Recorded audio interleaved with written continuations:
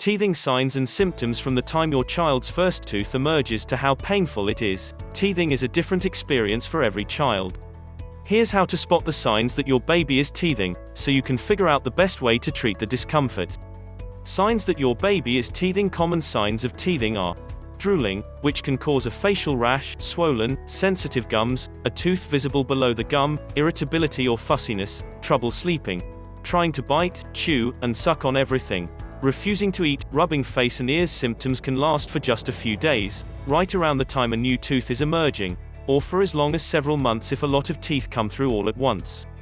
For a few lucky babies and parents, teething doesn't cause any noticeable signs at all. What's tricky is that there's no strict list of teething symptoms. No more than a third of babies have any one symptom, says pediatrician Deb Lonza, chairperson of the Department of Community Pediatrics at Cleveland Clinic Children's Hospital. So, 1/3 of the kids might drool, another third might be irritable, and another third might have trouble sleeping. If you notice several symptoms together, it's very likely that your child is teething, but there's always the chance that it's something else. Symptoms that are not from teething.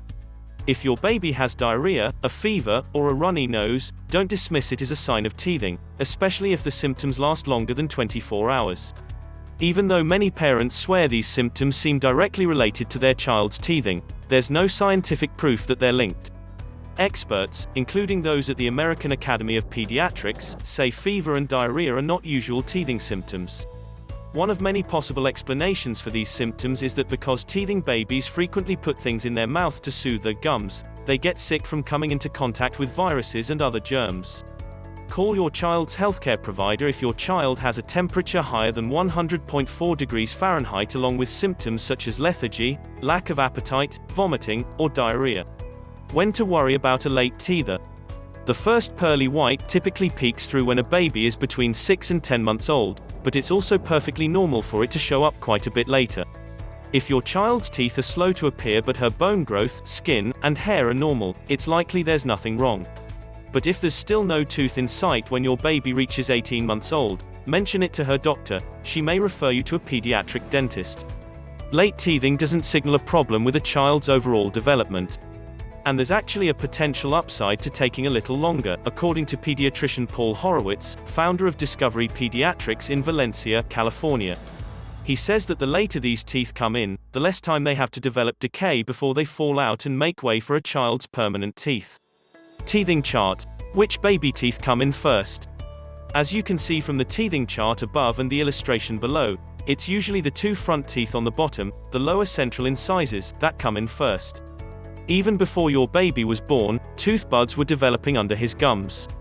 Here's a schedule of when teeth start to appear and when baby teeth begin falling out to make way for permanent ones. Keep in mind that this is a general timeline.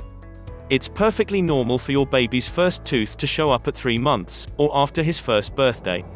Some babies are even born with teeth. It's also fine if your child's teeth come in or fall out in a different order than what's outlined here. Lower central incisors, 6 to 10 months. Teething begins. Your baby's gums may be swollen and red where the teeth are coming through. The two middle teeth on the bottom, lower central incisors, are usually the first to erupt, often at about the same time. Fast fact: girls usually get their teeth before boys do. Upper central incisors, 8 to 12 months. Upper middle teeth, the upper central incisors, emerge. Fast fact: baby teeth, or primary teeth, have wavy edges that smooth out with use. Upper lateral incisors, 9 to 13 months. Top teeth right next to the middle teeth, lateral incisors, appear, giving your baby a row of what look like 4 little tic-tacs.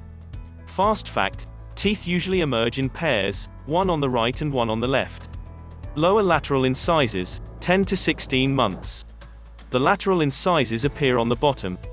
Now your baby can flash quite the toothy smile. Fast fact: baby teeth hold space for permanent teeth developing under the gums. Upper first molars, 13 to 19 months. Your child's first molars, the wider teeth toward the back of the mouth, erupt on the top. They won't have much to do until the ones on the bottom show up. Fast fact: baby teeth are whiter and smaller than permanent teeth. Lower first molars, 14 to 18 months. The companion molars on the bottom emerge. Now your toddler can really do some serious chewing. Fast fact: sometimes the first molars on the top and bottom will erupt on one side before they erupt on the other side. Upper canines, 16 to 22 months. Also called a cuspid, the upper canine fills the gap between the incisors and first molars. Fast fact: these teeth are sometimes called dog teeth. Lower canines, 17 to 23 months. The lower cuspids appear. Lower second molars, 23 to 31 months. The second molars, or very back teeth, emerge on the bottom. Upper second molars, 25 to 33 months. The final teeth, the rear molars on the top, work their way in. By age 3, most kids have a full set of 20 baby teeth and can give you a brilliant grin.